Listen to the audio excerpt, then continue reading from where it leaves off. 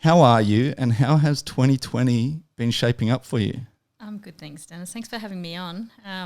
2020, it's been definitely an interesting year for everyone. You know, the world's gone crazy with everything COVID. But for me, it's definitely been a year of development and hard training. We've been training all year through COVID, through the restrictions, and now that the gyms are open back up, knuckling right down. And as of last week, the announcement made for this big fight with Cris Cyborg. Now, I guess, we'll get onto the fight a little later, but the rumours were already in January that you were going to come up with this fight.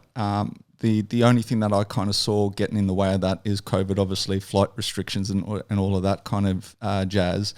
But in the back of your mind, did you kind of know you were going to get this shot? And I mean that because I think the date's been set for the 15th of October, which is 4 weeks away. So are you only just starting your fight camp now, or have you kind of, because, you know, as I said, the rumour mill's been there for quite some time, have you already been training with this fight in mind? Yeah, definitely.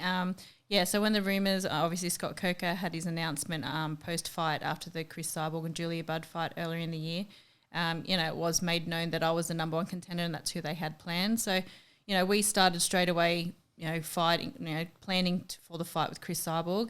And in the back of our heads, we were thinking, if you're planning for a fight with Cris, who is, one of the best fighters going around, obviously up until she lost to Amanda Nunes, she was, the baddest woman at featherweight on the planet. And if you're training for a fight camp for her, then you're prepared for anybody under her, obviously. So, it was always a win-win, training for a fight like that.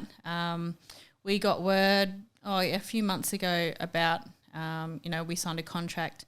We actually signed, for a September date, but it got pushed to coincide with their new TV signing. So that's why we're now fighting in October. So we've been preparing. It's been obviously back in January, I was hitting the gym hard, wanting to get prepared. But without a date, you sort of don't want to be maxing out your training. You just got to sort of cruise along and wait.